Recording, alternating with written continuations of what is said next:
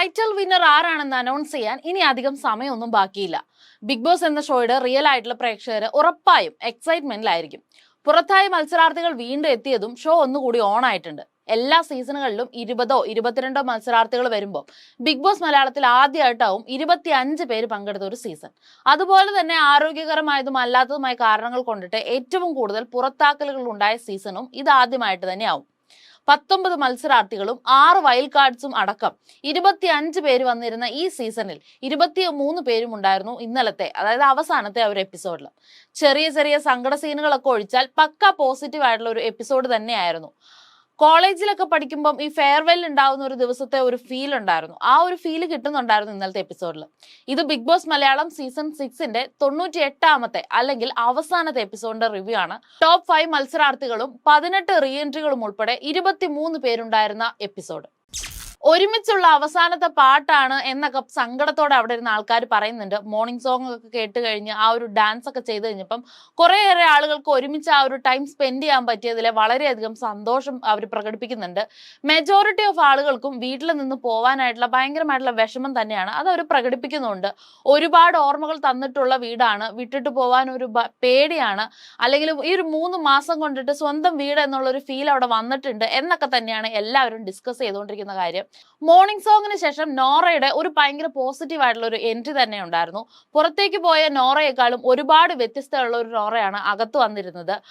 Sound ആണ് തന്റെ irritation എന്നുള്ളത് തനിക്ക് അറിയില്ലായിരുന്നു. താൻ പറയുന്ന കാര്യങ്ങളിൽ ഇറിറ്റേറ്റഡ് ആയതുകൊണ്ടാണ് എല്ലാവരും അങ്ങനെ റെസ്പോണ്ട് ചെയ്യുന്നത് എന്ന് വിചാരിച്ചു എന്നുള്ളതാണ് നോറ അവിടെ സംസാരിച്ചുകൊണ്ടിരുന്ന സമയത്ത് ബാക്കിയുള്ളവരോട് പറയുന്ന ഒരു കാര്യം. അപ്പൊ ഭയങ്കര പോസിറ്റീവില് വൈബിലുള്ള ഒരു നോറ തന്നെയാണ് ഇന്നലെ കണ്ടിട്ടുണ്ടായിരുന്നത്. എല്ലാം ഗെയിം ആയിരുന്നു എന്നതാണ് നോറ അവിടെ വ്യക്തമാക്കുന്നത്.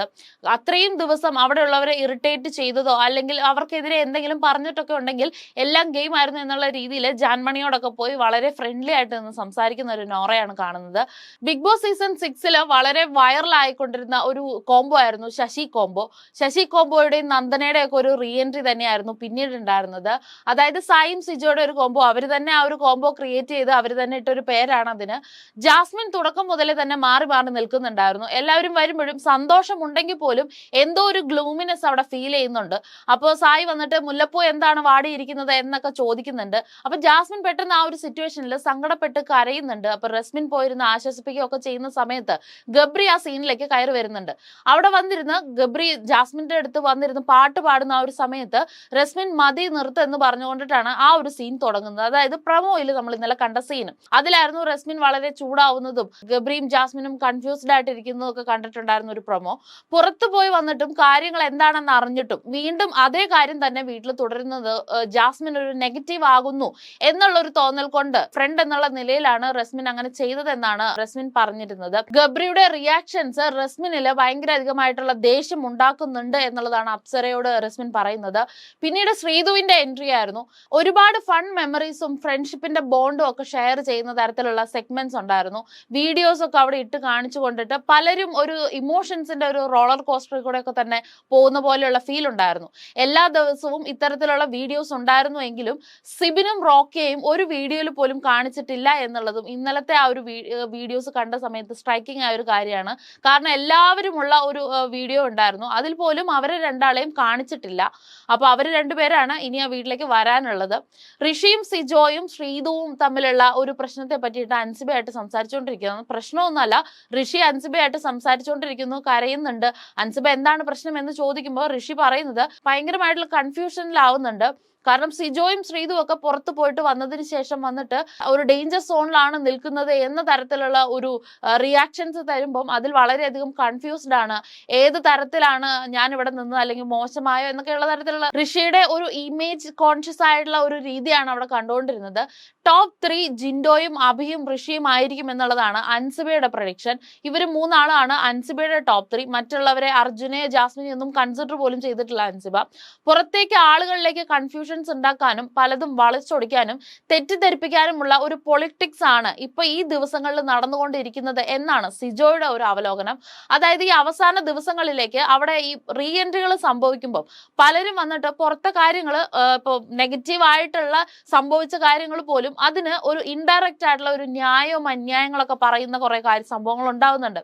അപ്പൊ ഇത് കണ്ടുകൊണ്ടിരിക്കുന്ന പ്രേക്ഷകരിലേക്ക് ഇതിങ്ങനെ ആയിരുന്നില്ല, അങ്ങനെയായിരുന്നു, ആ ഒരു സിറ്റുവേഷനിൽ അത് അങ്ങനെ ഫീൽ ചെയ്തതാണ് എന്നുള്ള തരത്തിലുള്ള തെറ്റിദ്ധരിപ്പിക്കലുകളും അതുപോലെ നടന്ന സംഭവങ്ങളെ മറ്റൊരു രീതിയിലേക്ക് വളച്ചൊടിക്കാനുള്ള ശ്രമങ്ങളും പ്രേക്ഷകരിലേക്ക് എന്തൊക്കെയോ ഇഞ്ചക്ട് ചെയ്ത് കൊടുക്കാനുള്ള ശ്രമങ്ങളൊക്കെ നടക്കുന്നുണ്ട് എന്നുള്ളത് സിജോ മനസ്സിലാക്കിക്കൊണ്ട് തന്നെ പറയുന്നതാണ്. ഈ ലാസ്റ്റത്തെ കുറച്ച് എപ്പിസോഡുകളിൽ അത് പലർക്കും തോന്നിയിട്ടുണ്ടാവാം, പല റേഞ്ചുകളും ശ്രമിച്ചുകൊണ്ടിരുന്നത് അത് തന്നെയായിരിക്കും. ഗബ്രിക്ക് പുറത്ത് നടക്കുന്നതിനേക്കാൾ അകത്ത് നടന്ന കാര്യങ്ങളാണ് ഒരു ട്രോമ എന്നുള്ളതാണ് ഗബ്രി അവിടെ പറയുന്നത്. പിന്നീട് ബിഗ് ബോസ് മ്യൂസിയം എന്ന് പറഞ്ഞിട്ട് ഒരു സെഗ്മെന്റ് ഉണ്ടായിരുന്നു. അതില് ഫസ്റ്റ് ഡേ മുതൽ ഈ ഒരു 98 ദിവസങ്ങൾ നടന്ന കുറെ മൈൽ സ്റ്റോൺസ് അല്ലെങ്കിൽ ഓരോ ഗെയിംസിന്റെ കാര്യങ്ങളൊക്കെ വെച്ചുകൊണ്ടിട്ട് നടത്തിയ ഒരു സെഗ്മെന്റ് ആയിരുന്നു. ഒരു മ്യൂസിയം പോലെ ക്രിയേറ്റ് ചെയ്ത് കുറെ ഫോട്ടോസും കാര്യങ്ങളൊക്കെ ഭയങ്കര ഡിഫറെന്റ് ആയിട്ടുള്ള രീതിയിൽ അവിടെ വെച്ചുകൊണ്ടിട്ട് അത് കാണാനുള്ള ഒരു അവസരം ടോപ്പ് 5-നും അതിൽ ബാക്കിയുള്ളവർക്ക് കൊടുക്കുന്നുണ്ട്. എപ്പിസോഡിൽ ടോപ്പ് 5-ന് പോയിട്ട് അവരുടെ ആ ഒരു എക്സ്പീരിയൻസ് ആണ് കാണിച്ചുകൊണ്ടിരുന്നത്. അപ്പൊ എവിക്റ്റ് ആയി പോയപ്പോൾ പോലും ഇത്രയധികം ഫീൽ ഉണ്ടായിട്ടില്ല. ഇനി ഈ വീട്ടിലേക്ക് ഇല്ല എന്നുള്ളത് തോന്നുമ്പോൾ വളരെയധികം വിഷമം തോന്നുകയാണ് എന്നൊക്കെയാണ് ശ്രീരേഖ പറയുന്നത്. സ്വന്തം വീട് പോലെ തോന്നിയ ഈ ഒരു വീട് ഇനി ഇല്ല എന്ന് ഓർക്കുമ്പോഴുള്ള വിഷമം നിസാരമല്ല എന്നുള്ളതും ശ്രീരേഖ പറയുന്നുണ്ട്. അർജുൻ ജെനുവിൻ ആയിട്ടായിരുന്നു എന്ന് ശ്രീധുവിനോട് കൺഫസ് ചെയ്യുന്നുണ്ട്. കാരണം ശ്രീധു പുറത്തേക്ക് പോയ ഒരു സമയത്ത് അർജുനും ശ്രീധുവും തമ്മിൽ ഉണ്ടായ കുറച്ച് മിസ്കമ്മ്യൂണിക്കേഷന്റെ ഭാഗമായിട്ടുള്ളതോ അല്ലെങ്കിൽ എന്തൊക്കെയോ ഒരു തരത്തിലുള്ള കുറച്ച് പ്രശ്നങ്ങൾ ഉണ്ടായിരുന്നു. അപ്പൊ ആ ഒരു സമയത്ത് ശ്രീധുവിന് തോന്നിയ കുറെ കൺഫ്യൂഷൻസിനുള്ള ഒരു മറുപടി എന്നോണം അർജുൻ ആ ഒരു അത് കൺഫസ് ചെയ്യുന്ന പോലെ തോന്നുന്നുണ്ടായിരുന്നു. പുറത്തു പോകുമ്പോൾ ഇതൊക്കെ മാറുമെന്നാണ് ശ്രീധു പറയുന്നത്. ഇൻഡയറക്റ്റ് ആയിട്ട് ശ്രീധു അർജുനോട് എന്തൊക്കെയോ ഹിന്റുകൾ കൊടുക്കുന്ന പോലെ ഫീൽ ചെയ്തിട്ടുണ്ടായിരുന്നു. അതായത് ഇതുവരെ ഉണ്ടായിരുന്നത് പോലെ ആയിരിക്കില്ല ഇനി പുറത്ത് എന്നുള്ളത്. അതിൽ കാണുന്നവർക്ക് പലർക്കും ശ്രീധുവിന്റെ അപ്പം ഇതുവരെ ഉണ്ടായിരുന്ന ഒരു ഗെയിം സ്ട്രാറ്റജി ആയിരുന്നു ആ ഒരു കോംബോ എന്നുള്ള ഒരു സംശയം അവിടെ തോന്നുന്നുണ്ടായിരിക്കാം. പിന്നീട് ബിഗ് ബോസിന്റെ ഭാഗത്ത് ഒരു അനൗൺസ്മെന്റ് ഉണ്ടാവുകയാണ്. ഈ ഒരു സീസൺ വളരെയധികം TRP റേറ്റിംഗില് ഏറ്റവും അധികമായിട്ട് നിന്നിട്ടുള്ള ഒരു സീസൺ തന്നെയായിരുന്നു. മത്സരാർത്ഥികളുടെ ഭാഗത്തു നിന്നുണ്ടായ കോണ്ടൻസ് തന്നെയാണ് ആ ഒരു TRP റേറ്റിംഗിലേക്ക് വഴിവെച്ചത് എന്നുള്ളതാണ് ബിഗ് ബോസ് പറഞ്ഞത്. പിന്നീട് പ്രേക്ഷകർക്കും വളരെയധികം നന്ദി എന്നൊക്കെ പറഞ്ഞുകൊണ്ടിട്ടുള്ള ഒരു കൺക്ലൂഷൻ അവിടെ ബിഗ് ബോസ് പറഞ്ഞ് അവസാനിപ്പിക്കുകയായിരുന്നു. എല്ലാവർക്കും പോവാൻ സമയമായി എന്ന് അനൗൺസ് ചെയ്യുന്നുണ്ട്. 25 മത്സരാർത്ഥികളിൽ 2 പേരല്ലാത്ത ബാക്കിയുള്ളവർ എല്ലാവരും ഒരുമിച്ചുണ്ടായിരുന്ന ഒരു ഡേ തന്നെയായിരുന്നു. വളരെ പോസിറ്റീവ് വൈബ് ഉണ്ടായിരുന്ന ഒരു ദിവസമായിരുന്നു. അപ്പം എല്ലാവരും ഒരുമിച്ച് ആ വീട്ടിൽ നിന്ന് ഇറങ്ങി പോയതിനു ശേഷമുള്ള ബാക്കി ആ ടോപ്പ് 5-ന്റെ ഒരു ഒറ്റപ്പെടൽ വളരെയധികം പ്രകടമായിരുന്നു. അപ്പൊ അവര് വല്ലാതെ വിഷമിച്ചിരിക്കുന്നതും അർജുന്റെയും ജാസ്മിന്റെയും ഒരു സ്പെഷ്യൽ മൊമെന്റ്സ് ഒക്കെ തന്നെയായിരുന്നു അതിന്റെ അവസാനത്തിലേക്ക് ഉണ്ടായിരുന്നത്. എന്താണെങ്കിലും ഈ ഒരു സീസൺ അവസാനിക്കാൻ പോവാണ്. ഇനിയിപ്പം ഒരേ ഒരു എപ്പിസോഡ് കൂടിയാണ് ബാക്കിയുള്ളത്. എപ്പിസോഡല്ല, ടോപ്പ് 3 ആരാണ്, വിജയ് ആരാണ് എന്നുള്ളത് അനൗൺസ് ചെയ്യാൻ പോകുന്ന ഒരേ ഒരു എപ്പിസോഡ് കൂടിയാണ് ഇനി ബാക്കിയുള്ളത്. ആ ഒരു ഇത് കഴിഞ്ഞിട്ടുണ്ടെങ്കിൽ ഈ സീസൺ അവസാനിക്കുകയാണ്. അപ്പോൾ ഒരുപാട് കോൺട്രവേഴ്സീസ് സൃഷ്ടിച്ചിട്ടുള്ള ഈ ഒരു സീസണിന്റെ അവസാന എപ്പിസോഡായിരുന്നു ഇന്നലത്തെ 98ാമത്തെ എപ്പിസോഡ്.